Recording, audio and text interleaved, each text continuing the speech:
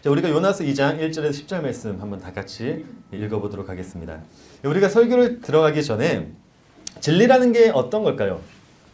우리가 진리의 말씀을 듣기 위해서 이 자리에 나왔고 또 하나님의 말씀은 진리라고 하는데 진리라는 것은 어떤 걸까요? 제가 이렇게 질문을 던지는 이유는 많은 사람들이 진리에 대해서 탐구를 하고 또 말씀을 가운데서 이 진리를 발견하고 이 진리에 대해서 안다라고 하는데 거의 대부분 그렇게 알고 있는 사람들 머리로만 알고 계시는 분들이 굉장히 많더라고요. 그래서 이 진리라는 것이 성경에서 말하는 진리라는 것이 어떠한 것인지 우리가 잠시 살펴보고 우리가 요나의 기도로 우리가 접목을 시켜보자는 것이에요. 성경에서 가르치는 진리는 어떠한 것입니까? 예수님 한 분밖에 없어요. 성경에서는 예수님만 진리라고 이렇게 우리들에게 선포해 주고 계십니다. 그래서 요한복음 14장 6절에 그러죠. 예수께서 이르시되 내가 곧 길이요 진리요 생명이니. 예수님만 진리예요. 예수님만. 예수님 외에는요. 그 어떠한 것도 진리라고 성경에선 가르쳐 주고 있지 않습니다.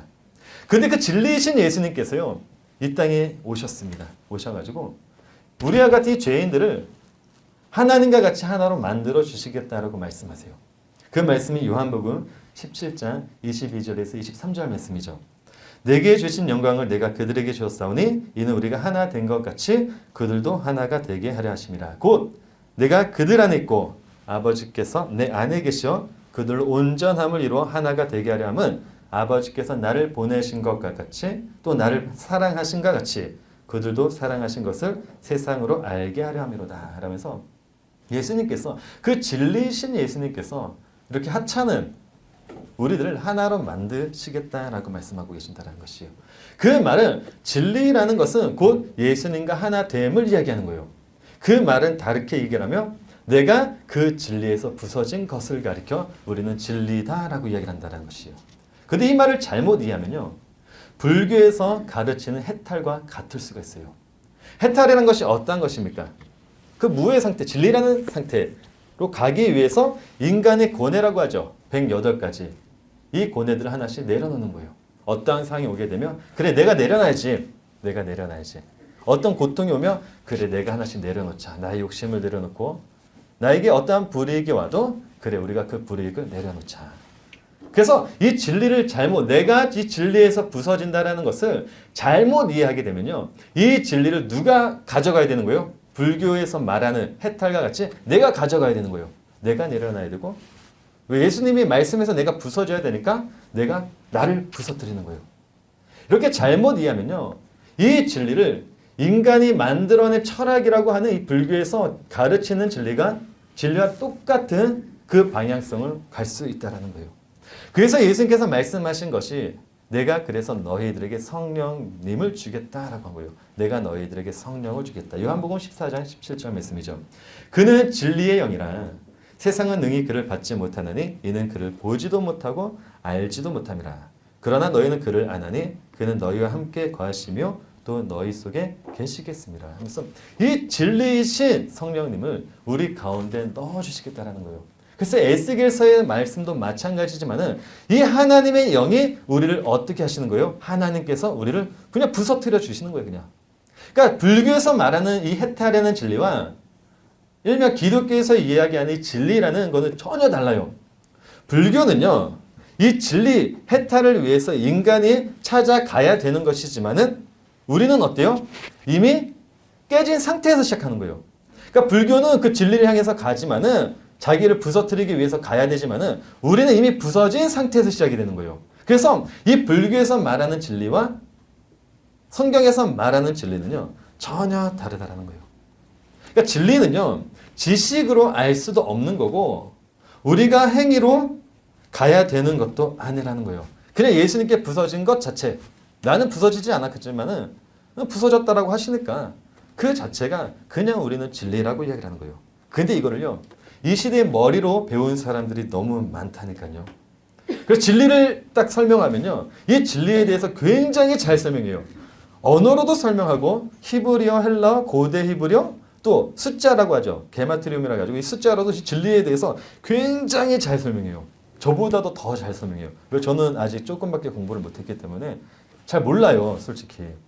그렇지만 이것을 전문적으로 배운 사람들이라든가 또 그런 것들에 대해서 굉장히 많은 지식을 가지고 계신 분들은요. 굉장히 많이 이런 것들을 진리로 잘 설명해낸다는 거예요.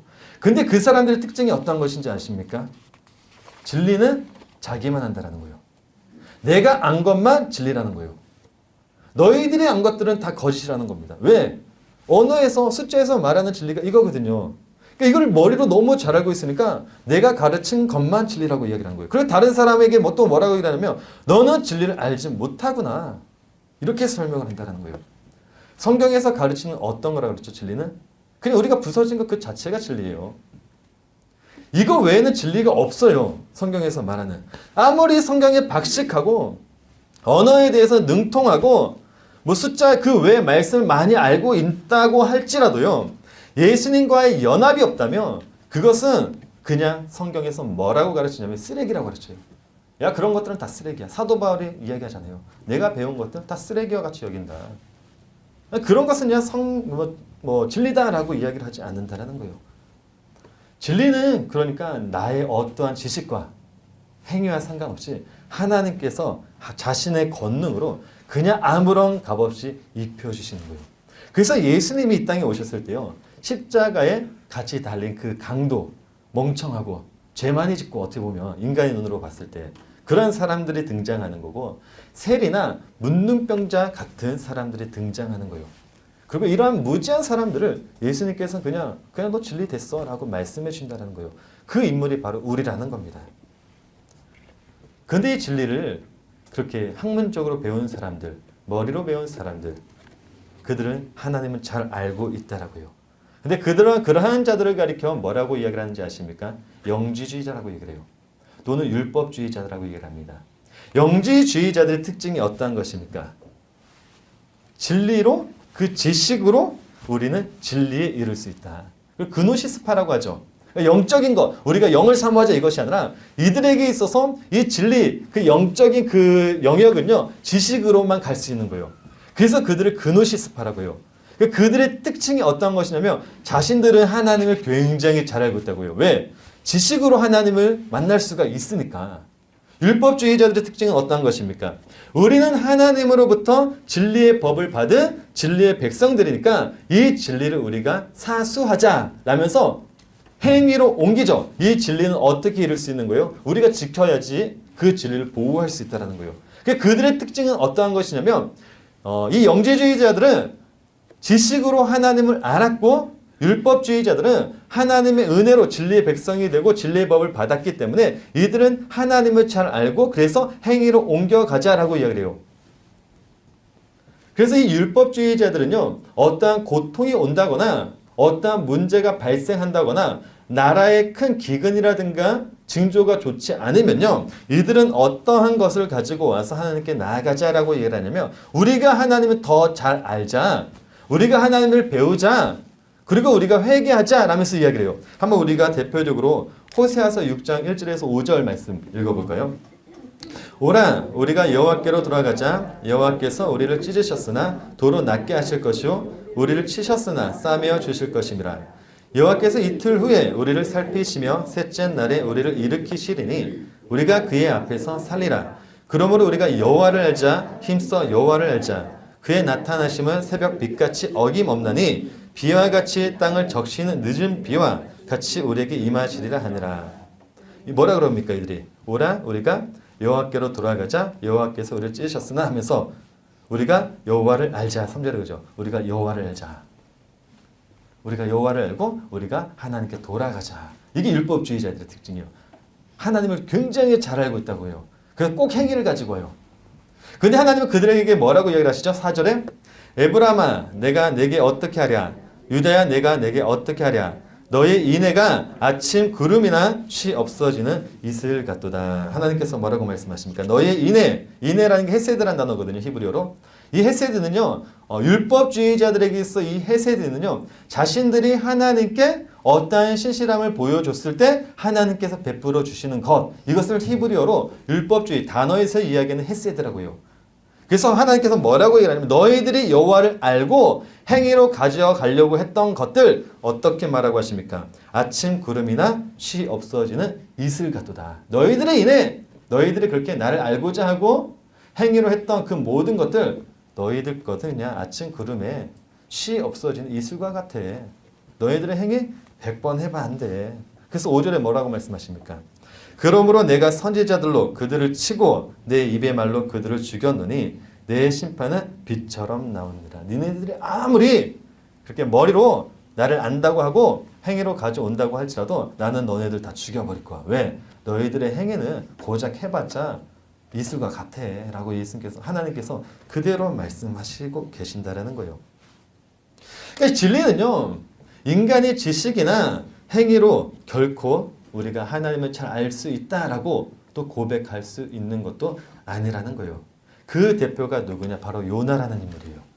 우리가 요나라는 인물을 굉장히 단순히 이런 선지자라고 생각할 수 있지만요, 요나는요 진리의 아들로 이렇게 등장을 하거든요. 딱 제가 이야기했던 진리에 대해서 굉장히 잘 알았던 선지자, 하나님에 대해서 굉장히 잘 알았던 선지자, 행위에 대해서 굉장히 잘 이렇게 내세웠던 선지자였던 그 사람이 요나라는 선지자예요. 요나의 특징이 어떤 것입니까? 내가 이렇게 하면 하나님이 이렇게 해주실 거야. 내가 이렇게 했더니 하나님께서 이렇게 해주셨어. 거봐요. 하나님 그럴 줄 알았습니다. 라고 하잖아요. 대표적으로 요나서 4장 2절에 요나의 기도이죠. 그냥 넘어갔네요.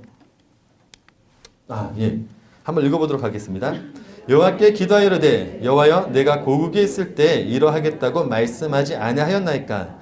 그러므로 내가 빨리 다시스로 도망하였사오니 주께서는 은혜로우시며 자비로우시며 노하기를 더디하시며 인애가 크시사 뜻을 돌이켜 재앙을 내리지 아니하시는 하나님이신 줄을 내가 알았습니다. 그쵸? 요나가 뭐라고 이러죠? 내가 이렇게 하면 하나님 이렇게 해주실 줄 제가 알았어요. 제가 고국에 있을 때부터 하나님께 말했잖아요.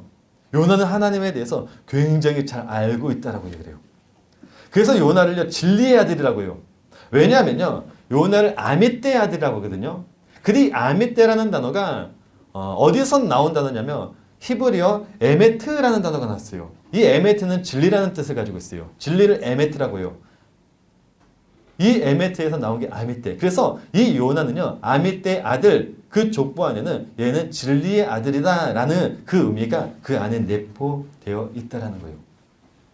그런데 이 진리의 아들인 요나가 정말로 그 진리를 정말 알고 있었던 선지자입니까? 아니잖아요. 진리를 머리로만 알고 있었어요.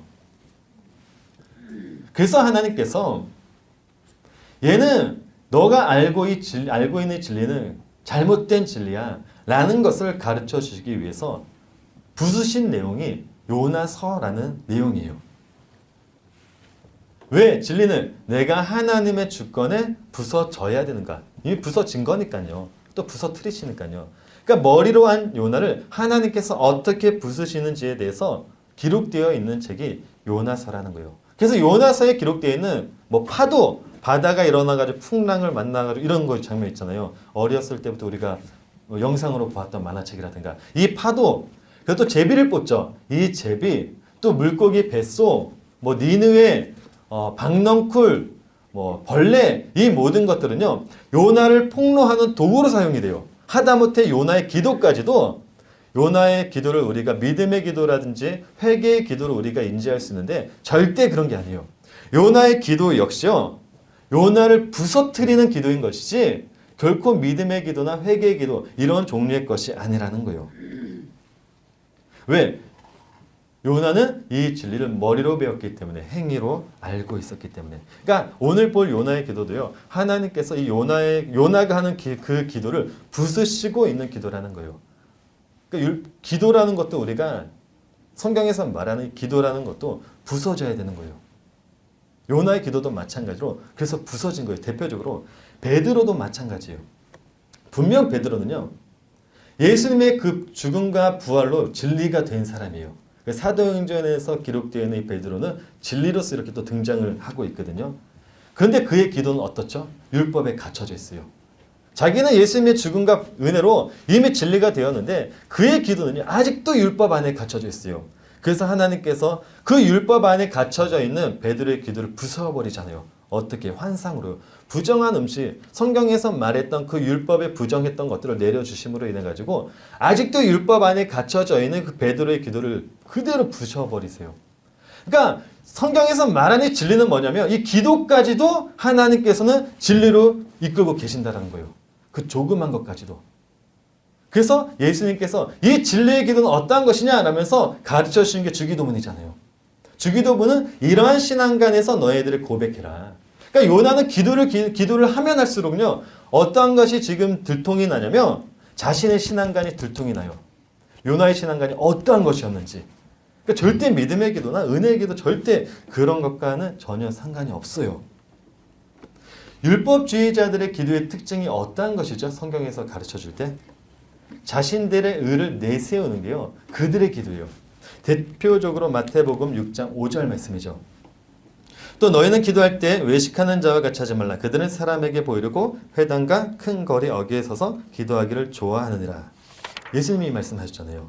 근데 요나의 기도도 마찬가지예요. 요나서 2장 4절 말씀 보면요. 내가 말하기를 내가 주의 목전에서 쫓겨났을지라도 다시 주의 성전을 바라보겠다 하였나이다. 이 기도를 그냥 읽어보면요.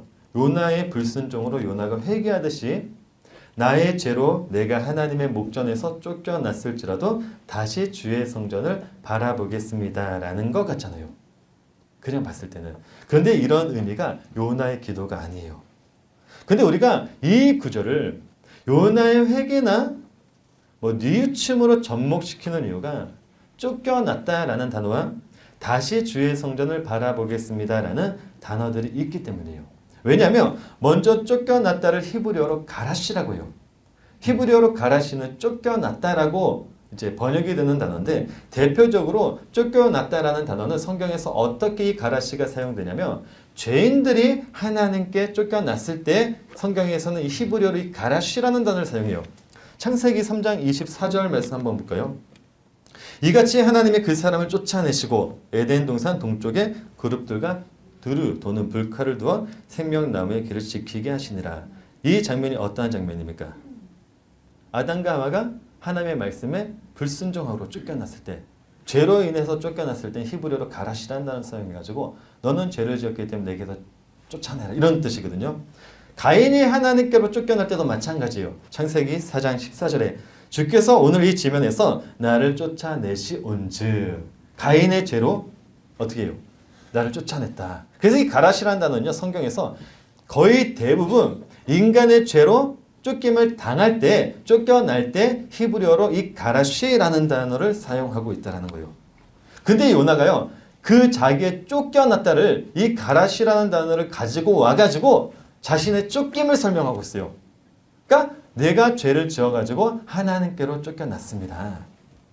그러면서 그 뒤에 뭐라고요? 자신이 쫓겨났지만은 다시 주의 성전을 바라보겠습니다. 라고 이렇게 고백을 하고 있잖아요. 그래서 요나의 기도가 마치 자기의 불순종에 대한 회개, 뉘우침의 회개인 것처럼 보여져요. 그런데 이 기도는요. 자신이 하나님께로부터 회개한 기도가 아니라 끝까지 자신의 의를 내세우겠다라는 기도예요. 왜냐하면요. 성경에서 제가 이제 원어를 이렇게 잘 하지 못하지만요. 그래도 항상 직역을 해요. 성경을 보기 전에 직역을 하는데 히브리어나 헬라어도 마찬가지 직역을 하는 이유는 뭐냐면 한글로 성경을 읽을 때는요. 원 의미를 50%를 알 수 있어요. 영어 성경으로 읽으면요. 보통 한 70%를 이제 원 의미를 알 수 있거든요. 원문으로 보면 100%를 알 수가 있어요. 대표적으로 요한복음 15장 말씀 보게 되면요. 하나님께서 아마 요한복음 설교를 우리 목사님을 통해서 배우셨으면 아시다시피 포도나무 비유를 하시잖아요. 그때 열매 맺지 못하는 가지는 내가 잘라서 내버린다. 근데 이스라엘 백성들에게 농경 문화에 있어서 가지는 어떠한 것이죠? 잘라내는 것이 아니라 들어 올려준다라는 뜻을 가지고 있어요. 이걸 헬라어로 야이로라고 하잖아요. 이 야이로는 어떠한 뜻이죠? 우리가 두 가지 뜻이 있어요. 제거하다, 들어 올려준다. 근데 농경 문화에서는 이스라엘인들에게서 이 농경 문화 이 시대에는 포도나무나 이런 것들을 우리나라처럼 잘라주는 것이 아니라 들어 올려주는 거예요. 그러니까 돌이라든가 나뭇가지 이렇게 들어가지고 들어 올려줬어요. 열매를 맺지 못하며. 근데 우리나라에서 이 야이로라는 단어는 어떻게 인지를 해요? 농경 문화, 우리나라는 어떻게 다 잘라버리죠. 왜? 과일을 맛있게 하려고. 그러니까 우리나라 사람들은요. 이 야이로라는 단어를 제거하다라고 번역을 해버린 거고 근데 이 단어를 팔레스타인인들에게 던져주면 어떻게 돼요? 그들은 제거로 이해하는 게 아니라 들어 올려준다라고 이해를 하는 거예요. 그러니까 예수님께서 열매 맺지 못하는 나무는 내가 제거한다 이게 아니라 들어 올려준다라는 거예요. 그래서 은혜라고 하잖아요. 이처럼 성경을 봤을 때는요. 원어를 보게 되면 더 많은 더 깊숙이 우리가 알 수 있어요. 마찬가지로 오늘 읽은 요나의 기도도 마찬가지입니다. 원문을 보게 되면요. 한글로 번역되지 않는 단어가 있어요. 어떠한 단어가 번역되지 않냐면 히브리어로 아크라는 단어가 있어요. 이거 전치사예요. 전치사. 전치사인데 이 단어를 번역하지 않았어요. 왜냐하면 이 단어를 번역하지 않아야지만 요나의 기도가 뉘우침의 기도, 회개의 기도가 될 수 있기 때문이에요. 그런데 영어 성경이나 원문 성경 그대로 직역한 그런 성경들을 바라보게 되면요. 이 아크라는 단어를 집어넣긴 했는데 약간 오인되게 집어넣기도 했었어요. 이 아크는 어떠한 뜻을 가지고 있는 전치사냐면 그러나 라는 뜻을 가지고 있는 전치사예요. 그러나. 그러니까 이 사절을 직역하면 이렇게 돼요. 내가 당신의 목전에서 쫓겨났습니다. 그러나 나는 다시 주의 성전을 바라볼 것입니다. 쉽게 얘기하면 내가 죄 때문에 하나님께 쫓겨난 게 아니라 자신은 죄가 없는데도 불구하고 하나님께 쫓겨났다라는 거예요. 그래서 그러나라는 단어를 사용해요. 그러나 나는 죄가 없어요. 하나님 왜 나를 쫓아냈어요? 난 죄가 없어요. 그러니까 저는요 하나님의 성전 다시 갈 거예요. 이런 뜻이에요. 이런 뜻. 그래서 요나의 기도의 대표적인 게 뭐냐면 탓이 없어요. 자신의 탓이 없어요. 내 탓입니다 이런 게 없어요. 다 뭐냐면 다 다른 사람 탓이에요. 이거 이렇게 된 건요 하나님의 탓이고요. 이렇게 된 건 죄가 없어요. 왜냐하면 처음에는 요나가 어떻게 그 탓을 돌리죠? 처음에 탓을 요나서 2장 3절에서 4절 말씀 보게 되면 주께서 나를 깊음 속 바다 가운데 던지셨으므로 누가 자기를 던졌대요? 예, 하나님이 던졌대요. 자신이 불순종해놓고 지금 바닷속에 이렇게 던져짐을 당했으면서도 불구하고 요나는 뭐라고 얘기하냐면 당신이 나를 던졌잖아요. 하나님 왜 나를 이렇게 던졌어요? 그리고 뭐라고 이래요? 큰 물이 나를 둘렀고 주의 파도와 큰 물결 다 내에 넘쳤나이다. 그러면서 4절에 그러죠. 내가 말하기를 내가 주의 목전에서 쫓겨났을지라도 그러나 다시 주의 성전을 바라보겠습니다 하잖아요. 당신이 나를 이렇게 던졌지만요. 그러나 나는 주의 성전 바라볼 거예요. 지금 하나님께 뭐 하고 있는 거예요? 도전하면서 기도하고 있는 거예요. 저는 이러한 사람입니다. 자기의 의를 위해서. 근데 그게 안 돼요. 그러나 내가 주의 성전을 바라보겠습니다 했는데 돼요? 안 돼요? 안 됐어요. 자기가 힘으로 나오려고 했는데 물고기 뱃속에서 못 나왔어요. 그랬더니 5절에서 뭐라고 고백하고 있죠? 6절이죠. 6절에서 뭐라고 고백해요? 그 탓을 누구로 돌려요? 내가 산의 뿌리까지 내려갔사오며 땅이 그 빗장으로 나를 오랫도록 막았사오나. 이제 누가 막았대요? 자기가 못 나가게? 땅이 막았대요. 애꿎은 땅 끄집어 와가지고 내가 물고기 뱃속에서 하나님 나를 던졌지만요. 제가 어떻게든 이제 여기서 나갈 거거든요. 내 하나님 성전 바라볼 거예요. 근데 그게 안 되니까 제가 이렇게 안 된 거는요. 제가 잘못한 것이 아니라 저 땅이 나를 가지 못하게 오랫동안 막았기 때문에 내가 나가지 못하고 있어요. 라면서 참 요나라는 인물을 기도를 바라보게 되면 참 진짜 대단한 인물이에요. 그래서 뿐만 아니라요. 자신의 의를 드러내기 위해 가지고 누구를 끄집어내냐면 이방인을 끄집어요. 요나서 2장 8절에서 9절이거든요. 한번 볼까요? 거짓되고 헛된 것을 숭상하는 모든 자는 자기에게 베푸신 은혜를 버렸사오나 나는 감사하는 목소리로 주께 제사를 드리며 나의 서원을 주께 갚겠나이다. 구원은 여호와께 속하였나이다 하리니라. 라면서 8절을 보니까 거짓되고 헛된 것을 숭상하는 모든 자는 이방인이에요. 이방인. 얘는 이방인이에요. 자기의 의를 드러내기 위해서 무지한 이방인들을 끄집어 와가지고 비교하면서 기도하는 거예요. 저 이방인들은요. 은혜도 버리고 그런 자지만요. 저는 그렇지 않아요. 이게 바리새인들의 기도의 특징이거든요. 바리새인들의 기도는 어떻죠? 주님, 저는요. 저들과 다르게요. 11조도 하고 1회에 2번씩 금식도 했던 사람들입니다. 기도할 때 그렇게 기도하잖아요. 이게 예수님이 말씀하신 바리새인들의 기도죠. 누가복음 18장 10절에서 12절 두 사람이 기도하러 성전에 올라가니 하나는 바리새인이요 하나는 세리라. 바리새인은 서서 따로 기도하여 이르되 하나님이여 나는 다른 사람들 곧 토색, 불의, 간음을 하는 자들과 같지 아니하고 이 세리와 같이 아니함을 감사나이다. 나는 일에 2번씩 금식하고 또 소득의 11조를 드리나이다. 그쵸? 바리새인들의 기도잖아요. 굳이 쓸모없이 왜 자기의 의를 위해서 이 세리들을 끄집어 와가지고 비교하는 거예요. 자신의 의를 드러내기 위해서. 요네도 똑같아요. 자신의 의를 드러내기 위해서 그 불의했던 이방인들, 아무 죄 없는 이방인들 끄집어와가지고 저는 이방인들과 달라요. 전 저들과 달라요. 왜? 요나는 행위로 살아가는 사람이란 말이에요. 율법주의자들. 자기가 하나님을 너무나도 잘 알고 있으니까 행위라는 걸 끄집어와가지고 자기의 행위를 더 북돋이기 위해 가지고 아무 죄 없는 이방인 끄집어와가지고 그렇게 기도하고 있다는 거예요. 그런데 요나가 자신의 의를 내세우기 위해서 끄집어왔던 이방인들은 지금 뭐 하고 있어요? 요나 때문에요. 하나님을 두려워하게 됐어요. 그리고 하나님을 여호와로 바라보게 돼요. 그로 인해서 재물과 서원을 하고 있거든요. 한번 요나서 1장 16절 말씀 볼까요? 그 사람들이 여호와를 크게 두려워하여 여호와께 재물을 드리고 서원을 하였더라. 누구죠? 이들이 누구죠? 이방인 벳사공들이거든요. 이 백사공들은요, 요나 때문에 하나님을 알아보고 너무나도 하나님이 두려워가지고 제물을 드리고 서원을 하고 있어요. 위에서, 그러니까 쉽게 얘기하면 물결이 이렇게 있으면 위에서 이 벳사공들은 그것을 하고 있는 거예요. 밑에서 요나는 뭐 하고 있는 거예요? 이방인들은 위에서 하나님을 여호와로 바라보고 제사하고 회개하고 있는데 밑에서 요나는 그건 알지도 못한 채 이방인을 끄집어 와가지고 자신의 의를 비교하고 있는 거예요. 자기의 의를 내세우기 위해서. 그러니까 요나라는 인물이 얼마나 율법으로 갖춰져 있느냐면 그는요 기도를 하면 할수록 자신의 신앙관을 더욱더 드러내고 있는 기도를 하고 있는 거예요. 회개의 기도나 뉘우침의 기도가 아니라 요나라의 정체에 대해서 지금 밝혀내고 있는 거예요. 나는 어떠한 자입니다. 하나님 앞에서 스스로 고백하고 있는 거예요. 이 고백을 받아내시기 위해서 하나님이 요나를 물고기 뱃속에 집어넣어 주신 거예요. 넣어가지고 너 은혜에서 내가 주는 은혜에서 너가 어떠한 자인지 너가 스스로 고백해봐. 이런 거예요. 그러니까 하나님이 주시는 은혜는요. 어떠한 은혜냐면 나의 죄성들을 이제 폭로하는 죄잖아요. 내가 누구인지에 대해서 폭로되는 은혜란 말이에요. 그러니까 하나님의 은혜가 임하면 우리들은 이 땅에서 어떻게 되냐면 내가 누구인지를 깨닫게 되는 거예요. 아, 내가 정말 죄인이었구나. 내가 정말 하나님 앞에서 이러한 존재밖에 되지 않는 자였었구나. 이거를 알려주려고 하나님이 요나를 물고기 뱃속에 집어넣어 주신 거예요. 예수님이 그러잖아요. 내가 보일 표적은 요나의 표적밖에 없다. 이게 은혜라는 거예요. 그 은혜가 너희들에게 임하면 너네들은 어떤 존재인지 너네들을 스스로 발견해봐. 발견 못하면 내가 폭로해버릴 거야. 이게 하나님께서 말씀하신 요나라는 거예요. 근데 이 요나의 기도를 이해하지 못하면요.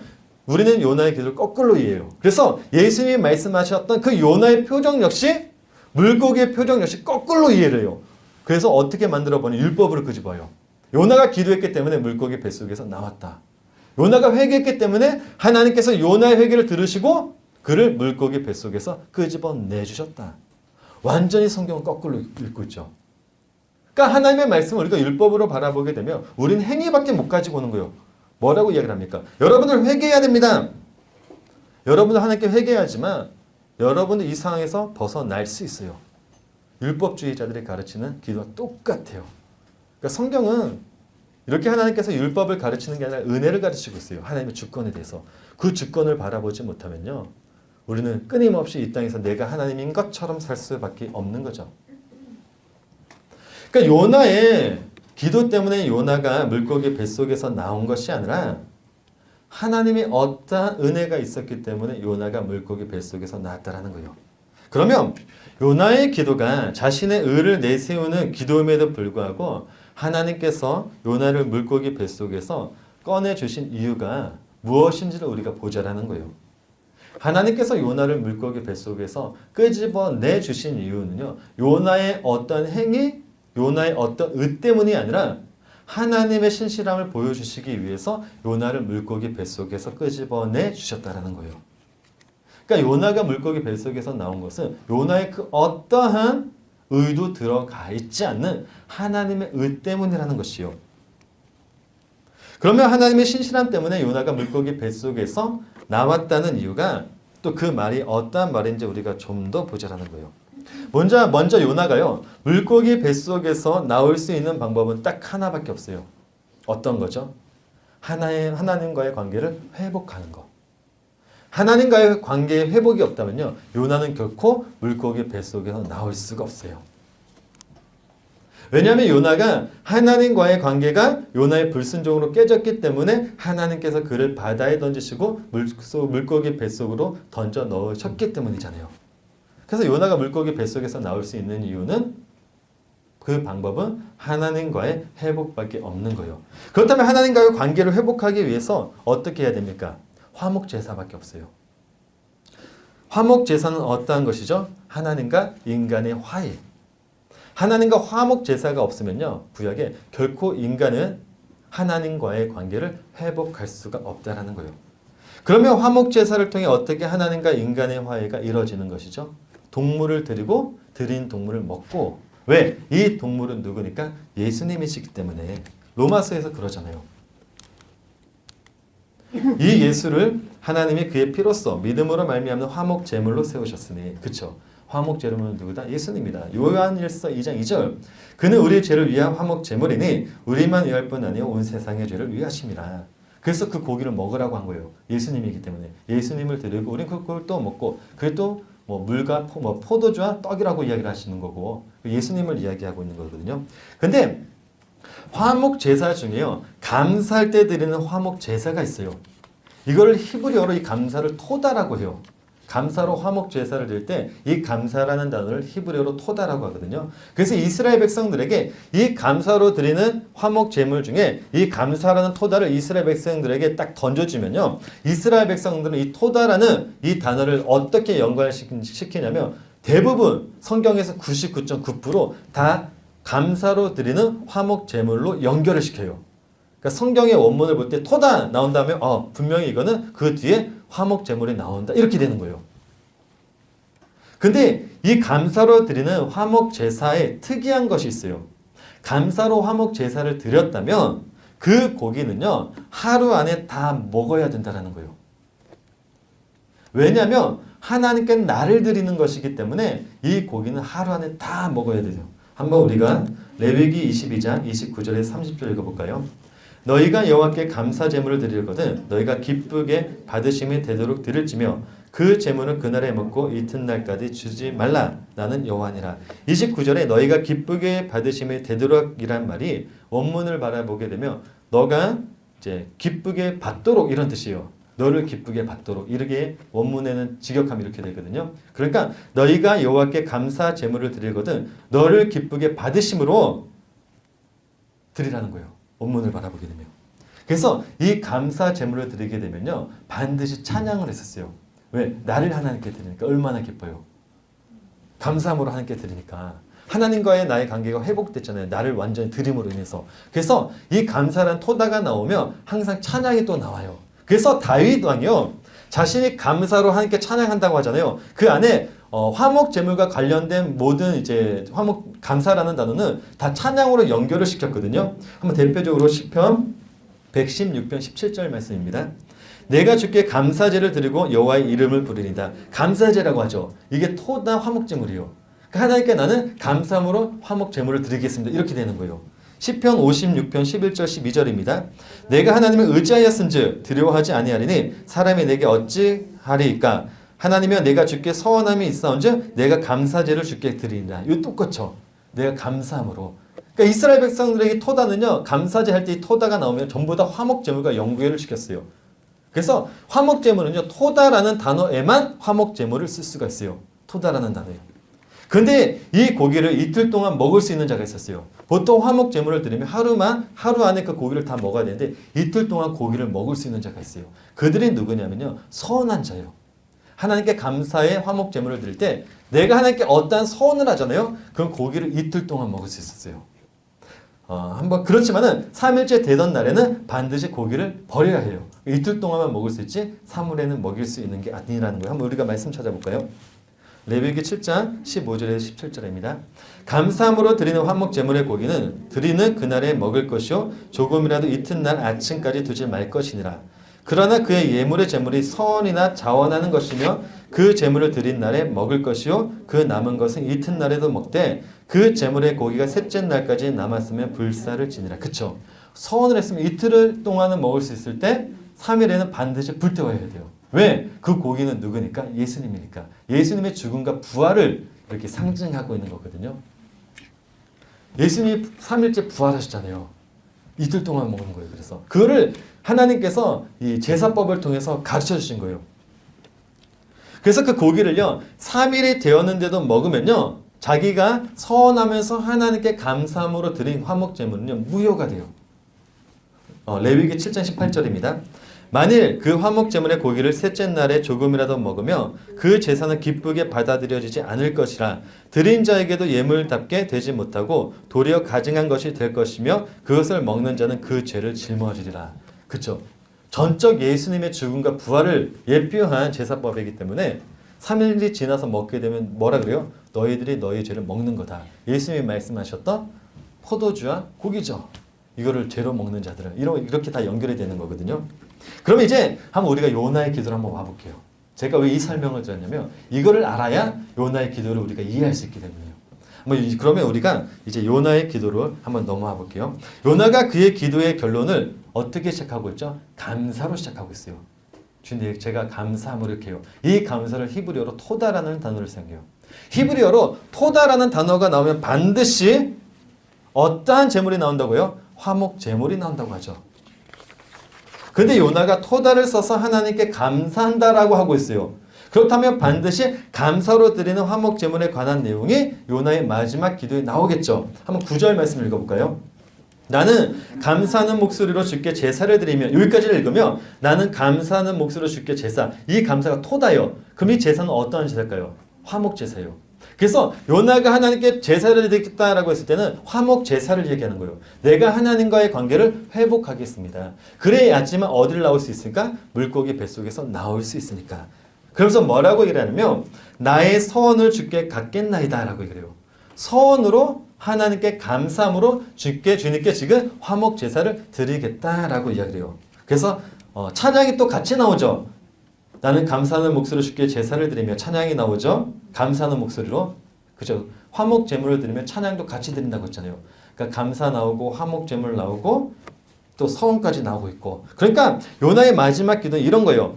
하나님과의 관계를 회복하기 위해서 화목 제사를 드리겠다는 건데, 토다, 즉 감사로 시작하고 있으니까 자신의 이 상황을 감사로 생각하고 있기 때문에 하나님께 지금 화목 제사를 드리겠습니다 라면서 또 제가 서원까지 하겠습니다 라고 이렇게 기도하고 있는 거예요. 그런데 문제는 하나님께 감사하기 때문에 서원하면서 화목 제사를 하나님께 드리겠습니다가 아니라 자신을 구원해 주시며 자신이 화목 제사도 드리고 서원한 것도 갖겠습니다 라는 거예요. 그래서 9절에 구원은 여호와께 속하였나이다 라면서 던져버려요. 주님, 제가 지금 이 상황에 정말 감사해요. 화목 제사도 드릴 겁니다. 제 서원까지 할 거예요. 그런데 주님이 구원해 주시면 할 거예요. 지금 그 주체를 누구에게 던지고 있는 거예요? 하나님에게 던지고 있다는 거예요. 요나의 기도의 마지막 기도의 주체는 요나가 아니라 하나님이에요. 그래서 하나님이 자신을 물고기 뱃속에서 끄집어내 주시면 제가 지금 말한 것들 다 실행할 것입니다. 그래서 9절의 시제가요. 전부 다 미완료로 사용이 되어 있어요. 완료가 아니라 다 미완료로 되어 있어요. 하나님이 이렇게 해주시면 내가 이렇게 하겠습니다. 완료가 되지 않았잖아요. 다 미완료로 그렇게 원문으로 이렇게 기록이 되어 있거든요. 그러니까 요나의 기도 때문에 하나님이 요나를 물고기 뱃속에서 끄집어내 주신 게 아니라는 거예요. 요나가 하나님께 지금 이야기한 거예요. 주님, 제가요 이렇게 하나님께서 나를 던졌잖아요. 지금 죄가 없어요. 다 하나님의 탓이에요. 그래서 제가요 하나님의 성전 바라볼 것입니다. 바라봤더니 안 돼요. 안 되네. 제가 이렇게 안 되면 땅 탓이에요. 저 땅이 저를 막았어요. 또 안 되네. 하나님께 기도하는 거예요. 주님, 안 되겠네요. 저 정말 감사합니다. 이 상황 감사하지도 않으면서 그냥 감사합니다. 제가 화목 제사 이렇게 드릴게요. 제가 서원도 할게요. 하나님 하는 거 다 할게요. 그러니까 주님 구원해 주시면 대신 저 구원해 주시면 할게요. 이렇게 기도하고 있는 거예요. 와, 제가 만약에 하나님이었으면 요나 정말 때렸을 것 같아요. 이거 저 공부하면서 요나라는 인물이 너무나도 얄밉더라고요. 그러니까 이 요나는요 그렇게 하나님께 기도하니까 하나님께서 뭐라고 일하냐면 당신의 그래? 네가 나한테 신뢰 보여달라고 하니까 내가 신뢰 보여줄게 라면서 이야기하고 있다라는 것입니다. 왜냐하면요 감사로 드리는 화목제사 같은 경우에는 서원을 하게 되면 그 고기는 3일째에는 반드시 불태워야지 된다고 했죠. 왜? 그 고기는 예수님이고 화목제사는 나니까. 그래서 하나님이요 요나를 3일째 되던 날에 끄집어내 주신 거예요. 내 신실함 보여줄게. 내 신실함은 누구냐면 예수님이야. 그 모형으로 내가 너를 구원해 줄 건데, 자, 너가 나한테 서원을 했어? 너 나한테 화목 제사 드린다고 했어? 너 나한테 감사한다고 했어? 나한테 신실함을 지금 넘겼지? 그래, 내가 3일째 되던 날 네가 나에게는 고기고 그 고기는 또 예수님이니까. 그래서 하나님이요 요나를요 3일째 되던 날에 요나를 물고기 뱃속에서 그렇게 끄집어내 주셨다라는 거예요. 지금 누구의 신실함을 가르쳐주고 있는 거예요? 하나님의 신실함. 그래서 예수님께서 말씀하신 것이 내가 보여줄 표적은 요나의 표적밖에 없다. 내가 가르칠 표적은 그 신실함이지 하나님의 언약, 그래 나야. 그거를 내가 너희들에게 보여줄 수밖에 없어. 이걸 가르치고 있는 거예요. 그래서 요나서 3장에 요나를 다시 부른 장면으로 시작을 하고 있어요. 왜? 하나님의 신실함을 보여줬으니까 이제 너의 신실함을 보여달라는 거예요. 그래서 요나를 끄집어내 주신 다음에 1장에 요나를 부른 장면과 똑같이 기록되어 있어요. 자, 나는 내 신실함 보여줬다. 이제 내가 다시 너를 부를 거야. 이제 너의 신실함 한번 보여줘봐. 마치 이런 거예요. 요나야, 이제 일어나야지. 나는 약속 지켰으니까 이제 네가 나한테 약속을 지킬 때야. 자, 이제 일어나. 그래서 요나를 다시 부른 거예요. 그리고 이제 너의 신실함을 보여달라고 이야기를 하는 겁니다. 근데 하나님께서는요 요나의 신실함이 이스라엘 백성처럼 하늘에 내리는 이슬과 같다라는 것을 알고 계셨잖아요. 그렇죠? 모르셨다는 게 아니잖아요. 이미 알고 계셨잖아요. 근데 요나를 왜 또 부른 걸까요? 분명히 그렇게 해봤자 요나는 자기 마음대로 할 거라는 걸 알면서도 하나님은 왜 또 요나를 불러내신 걸까요? 쉽게 얘기를 하면 네가 어떤 존재인지 한번 해보라는 거예요. 그냥 너 나한테 신실한 뭐 언약 어쩌고저쩌고 이야기를 했는데 한번 일어나서 네가 한번 또 해봐. 요나가 일어나서 어떻게 해요? 니느웨에서 하루만 돌아요. 이게 요나의 신실함이에요. 인간의 신실함. 하나님께 아무리 서원하면서 주님 제가 하나님께 이거 할게요 저거 할게요 해놓고 결국 뒤로 서면 뭐예요? 자기가 하고 싶은 대로 하죠. 해놓고 뭐라고 얘기를 하냐면 주님 저 했잖아요. 요나랑 똑같다라는 거예요. 베드로도 마찬가지예요. 예수님을 부인하지 않을 거라면서 결코 자기는 부인하지 않을 거라고요. 예수님 뭐라고 얘기를 합니까? 다 알고 계세요. 그래서 뭐라고 그러면 너 한번 해봐. 네 하고 싶은 대로 한번 해봐. 베드로 어떻게 합니까? 자기가 말한 대로 절대 안 하잖아요. 예수님 배신해버리고 돌아가잖아요. 이것이 인간의 신실함이라는 거예요. 그러니까 요나가 물고기 뱃속에서 한 기도는요. 요나의 신앙이 어떠한 신앙인지 그의 신앙이 어떠한 신앙관을 갖고 있었는지 완전히 폭로가 된 거예요. 요나의 신앙이 그의 기도로 완전히 폭로된 거예요. 요나라는 인물이 어떠한 인물인지. 그래서 하나님께서 요나의 기도를 부수신 거라니까요. 그래서 이 베드로라는 기도를 부수신 거예요. 기도를 통해서 네가 어떠한 존재인지 알라고. 그래서 하나님이요. 정말 놀라운 거 요나서 4장에 와가지고 요나라는 인물 네가 어떠한 인물이었는지 하나님께서 완전히 드러내버리세요. 요나 너 누구였는지 한번 봐봐. 완전히 드러낸 게 박넝쿨이에요.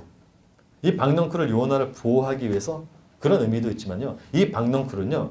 요나가 어떠한 인물이었는지 완전히 폭로한 장면이에요. 지금까지 보여줬던 요나가. 한번 요나서 읽어볼까요? 요나가 하나님의 여호와의 말씀대로 일어나서 니느웨로 가니라. 니느웨는 사흘 동안 걸을 만큼 하나님 앞에 큰 성읍이더라. 요나가 그 성읍에 들어와서 하루 동안 다니며 외쳐 이르되 40일이 지나면 니느웨가 무너지라. 요나의 이게 신실함이잖아요. 그래서 하나님이 요나를 완전히 드러내신 게 박넝쿨이라는데 왜냐면요. 박넝쿨로 어떻게 요나의 정체를 완전히 이제 밝혀내셨냐면 박넝쿨을 히브리어로 키카욘이라고 해요. 저기 다행히 해놨네요. 제가 못 읽으실까봐 저도 못 읽을까봐 써놓고 위에다가 한글로 이렇게 넣어놨는데 이거를 키카욘이라고 해요. 키카욘의 알파벳을 우리가 하나씩 이렇게 살펴보면요. 어떻게 알파벳이 구성되어 있냐면 왼쪽에 이게 히브리어는요. 이렇게 읽어요. 그러면 오른쪽에 있는 단어가 코프라고 해요. 알파벳. 그 옆에 있는 알파벳이 요드라는 알파벳이에요. 똑같이 나오죠. 코프, 요드, 그 다음에 이렇게 있는 게 이제 와우 또는 바브라고 해요. 그러니까 와우라고도 하고 바브라고도 해요. 사람마다 읽는 게 달라요. 그렇지만 똑같이 사용되는 단어거든요. 맨 끝에 있는 알파벳은 눈이라고 해요. 근데 이 키카욘을 구성하는 알파벳을 파자하면요. 두 가지 뜻으로 나오게 돼요. 그래서 먼저 키카욘을 구성하는 알파벳 중 반복되는 알파벳이 오른쪽에 해놨거든요. 코프, 요드, 와우라는 알파벳을 빼요. 반복적인. 그걸 빼면 어떠한 것이 남냐면요. 코프, 요드, 눈이라는 알파벳이 남아요. 그쵸? 맨 오른쪽에 있죠? 그것을 우리는 카인이라 불러요. 가인. 가인을 우리는 카인이라고 하거든요. 이 알파벳을 빼버리면 누가 나오냐면 가인이 나와요. 그 가인이 누구라는 거예요? 요나라는 거예요. 왜냐하면 창세기 말씀을 바라보게 되면요. 가인이 하나님이 하신 일을 보고 분내해요. 그쵸? 한번 우리 창세기 4장. 여기 있네요. 창세기 4장 5절 말씀 한번 읽어볼까요? 가인이 몹시 분하여 안색이 변하니. 그쵸? 하나님이 하신 일을 바라보고 하나님이 하신 일이 뭐냐면 자신의 재물은 야 너는 그 안 받을래. 아벨의 재물은 좋다 받자 이거잖아요. 하나님이 하신 일을 보고 가인이 뭐예요? 분해요. 화가 나요. 요나서 4장 1절 말씀 보게 되면요. 요나가 매우 싫어하고 성내며라고 얘기를 해요. 그쵸? 무엇을? 하나님께서 니느웨를 살려준 것이 요나에게는 되게 화가 나요. 하나님이 하신 일이. 너무나 화나니까 뭐라고 그러냐면 성내다라고 얘기를 해요. 근데 여기서 4장 5절에 분하여라는 단어와 요나서 4장 1절에 요나가 성내며라는 단어가 똑같은 단어예요. 히브리어로 하라라고 해요. 이 하라를 번역만 다르게 한 거예요. 원 의미는 같아요. 분하다, 화나다 이런 뜻이거든요. 그러니까 요나는 지금 가인의 모습으로 4장에서 등장해요. 그래서 뿐만 아니라 가인이 하나님께 분노하면서 어디로 가요? 에덴 동쪽으로 이동을 해요. 요나도 어떻게 해요? 창세기 4장 16절입니다. 가인이 여호와 앞을 떠나서 에덴 동쪽 놋 땅에 거주하더니. 그쵸? 그런데 요나도 하나님께 분노하면서 지금 어디로 가요? 니느웨 동쪽으로 가요. 그쵸? 요나서 4장 5절입니다. 요나가 성읍에서 나가서 그 성읍 동쪽에 앉아. 똑같은 단어예요. 거주하다, 앉다라는 단어가 히브리어로 야사브라는 단어를 사용해요. 똑같은 단어예요. 직역을 다르게 하니까 마치 다른 단어인 것 같지만은 원문을 보면 똑같은 의미로 사용이 되었어요.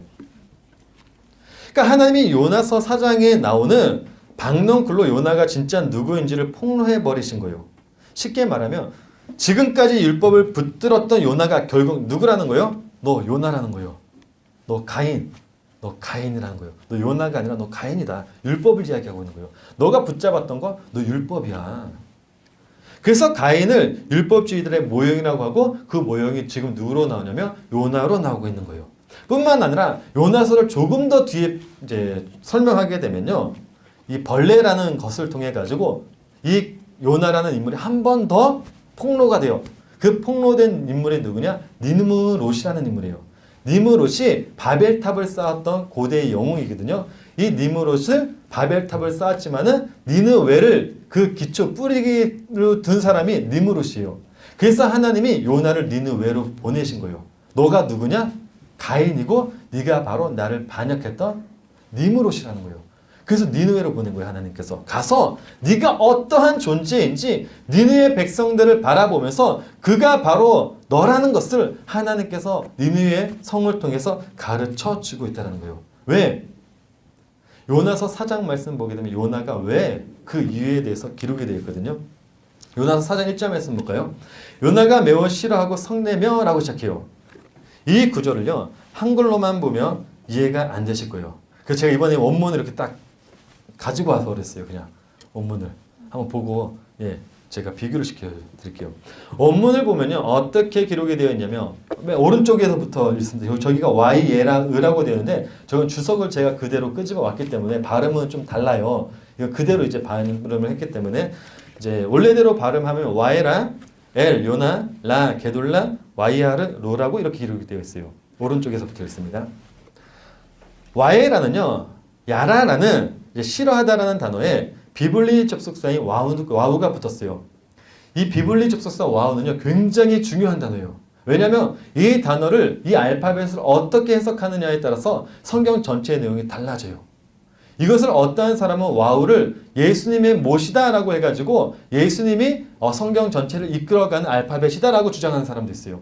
이 와우는요. 그래서 뜻이 어떻게 되냐면 그리고 그러나 그러므로 또는 이런 여러 가지로 돼요. 그러니까 히브리어를 잘하는 사람은 어떠한 사람이 잘하냐면 이 와우 비블리 접속사 이 와우라는 알파벳을 어떻게 사용하느냐에 따라서 그 사람이 히브리어를 잘한다 못한다 이렇게 돼요.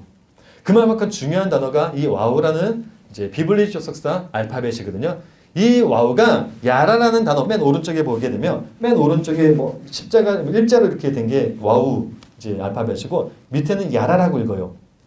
이 야라 성내하다, 싫어하다 이 단어에 와우가 붙었으니까 그리고 싫어하다라는데 이 야라라는 단어가 칼, 미알, 요 3인칭 단수로 사용됐으니까 그리고 그가 싫어할 것이다 이렇게 돼요. 맨 처음에 그리고 그가 싫어할 것이다. 뒤에 엘 요나가 붙어 있으니까 어떻게 되냐면 그리고 요나가 싫어할 것이다 라면서 4장은 시작이 돼요. 그리고 요나가 싫어할 것이다. 그런데 요나가 어떤 거를 그렇게 싫어한다라고 얘기를 해요? 라, 게돌라, 와이하르, 로라고 되어 있어요. 라아는 많이 들어보셨죠? 악. 악이라는 단어가 원래 라가 저렇게 생겼어요. 라아. 저 한글로 7451이라고 있죠. 라인데 라가 뭐 레시, 요드, 해라는 단어인데 요드를 빼고 알렙을 집어넣으면 뭐가 돼요? 보다라는 라가 돼요. 그러니까 라에는 두 가지 뜻이 있어요. 보다, 똑같이 읽지만 보다 또는 뭐 죄로 여기다 불쾌하게 여기다 이런 뜻이거든요. 쉽게 얘기하면 이것도 이제 성경으로 풀이하게 되면요. 똑같은 라라고 하는데 보는 라와 죄가 되는 라가 있어요. 이것을 창세기 3장에서 하와를 통해서 밝혀졌죠. 하와가 선악과 나무를 본즉 어떻게 돼요? 먹기 삼스럽기도 하고 먹어버리잖아요. 먹어버린가 어떻게 되냐면 라가 돼요. 죄가 됐다 해요. 이 죄를 라를 이 요드라는 단어를 알파벳을 빼고 알렙이라는 알파벳을 넣은 걸 라라고 해요. 하나님이 보심에 선하다. 그것도 다른 이걸 토브라고 또 이야기를 하죠. 아무튼 성경이 이렇게 흘러가고 있습니다. 근데 하나님께서 요나가 무엇을 그렇게 큰 악에 대해서 싫어했냐면 게돌라라고 하죠. 큰 것에 대해서 분내하다 이렇게 되고 있는 거예요. 근데 요나에게 큰 악이 됐던 것이 어떤 것입니까? 하나님이 니느웨를 구원하신 것. 이것이 요나에게는 뭐라고 그래요? 그리고 요나는 그것이 큰 악으로 생각했다. 요나 대단하죠. 하나님 행하신 일을 가지고 사람이 악하다고 할 수 있습니까? 없어요. 근데 요나는 뭐라고 얘기를 하냐면 하나님 보고 악하대요. 자신이 악하면서 자신이 니느웨고 자신이 가인이고 다 자신이 느무롯인데 하나님께 뭐라고 그러냐면 하나님이 행하신 전 정말 악으로 생각해요. 완전 뻔뻔하죠. 그러니까 요나나 니느웨나 다 똑같은 인물이라니까요. 근데 그 요나가 누구라고요? 나라고요. 나. 우리예요. 우리. 하나님 앞에 요나는 우리를 가르치고 있다는 것입니다. 그러니까 니느웨 성의 회개 역시요. 따지고 보면요. 요나의 신실함과는 전혀 상관없는 회개예요. 요나가 하루를 걷든 이틀을 걷든 전혀 상관이 없어요. 오히려 걷지 말아야 돼요. 요나는. 하루만 걸은 게 그나마 하나님 앞에 불순종하지 않는 거예요. 오히려 순종한 거예요. 한 바퀴 동기에. 그러니까 하나님이 요나서에서 등장하는 요나라는 인물을 통해 당신의 신실함 이거 하나 가르치고 있다라니까요. 왜? 하나님의 나라는 하나님이 세우시는 것이니까. 바울이라는 인물이요. 하나님의 나라를 세우기 위해 가지고 스페인까지 가기를 원했어요. 왜? 그 당시의 땅끝은 스페인이기 때문에. 근데 하나님의 나라는 누가 세워요? 하나님이 세우잖아요. 그러니까 이 바울을 어디로 보내요? 마게도냐로 보내버리잖아요. 왜? 내 나라는 내가 세운다. 너는 그냥 내가 가란 대로만 가. 그래서 제가 예전에 설교를 했지만은 저희 교회에서 아내랑 둘이 있지만은 제가 설교를 했지만은 이 선교 사이클에 대해서 잠시 설명을 한 게 뭐냐면 선교 사이클 뭡니까? 부르고 그러니까 콜링, 티칭, 샌딩이라고 하죠. 불러서 가르치고 보낸다. 이거 잘못 이해하면요. 다단계에서 얘기하는 불러서 세뇌시키고 보낸다랑 똑같아요. 성경에서 말하는 콜링, 티칭, 샌딩은 달라요. 완전 달라요. 이걸 잘못 이야기하면 하나님의 나라는 누가 세우겠다? 내가 세우겠다. 그 나라가 어떤 나라냐? 내가 세운 나라는 결국 성경에서 바벨탑이다. 이걸 가르쳐주고 있는 거예요. 우리 바벨탑을 세우면 안 된다라는 거예요. 그러니까 하나님의 나라는 누가 세운다? 하나님이 세운다. 그래서 우리가 아까 키카요네라는 단어를 우리가 잠깐 봤는데요. 이 키카요네에서 아까 우리가 봤을 때 코프, 요드, 바브, 눈 이런 알파벳에 코프, 요드, 와인을 빼고 이제 눈을 집어넣으면 가인이 된다고 했잖아요. 중간에 있는 알파벳 코프, 요드, 와우라는 단어를 파자를 하면요. 어떠한 뜻을 가지고 있냐면 생명의 문을 손에 못으로 주다 이렇게 돼요. 생명의 문을 손에 못으로 주다. 이렇게 의미가 가거든요. 그러니까 이 키카요니라는 단어를 이 알파벳을 하나씩 딱 분해서 파자를 해버리면 어떠한 뜻을 가지고 있는 게 이 박넝쿨이냐면 생명의 문을 손에 못으로 주다. 누구에게? 가인에게. 가인에게 생명의 문을 손으로 준 것이 바로 박넝쿨 하나님의 은혜라는 거예요.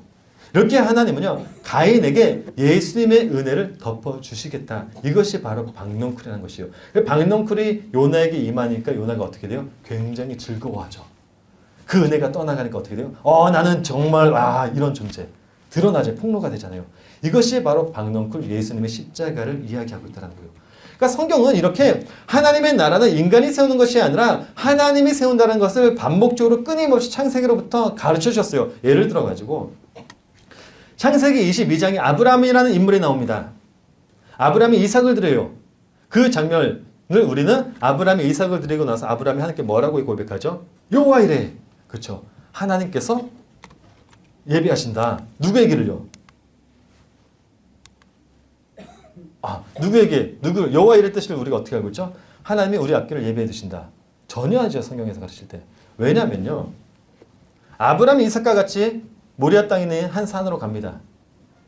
올라갔을 때 아들 이삭이 물어요. 아버지, 모든 것들은 다 준비되어 있는데 동물은 어디 있습니까? 라고 고백해요. 근데 아브라함이 이삭에게 뭐라 그러죠? 창세기 22장 8절입니다.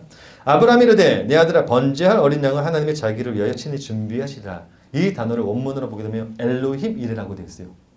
그러니까 성경에는 여호와 이레만 등장하는 것이 아니라 엘로힘 이레도 등장해요.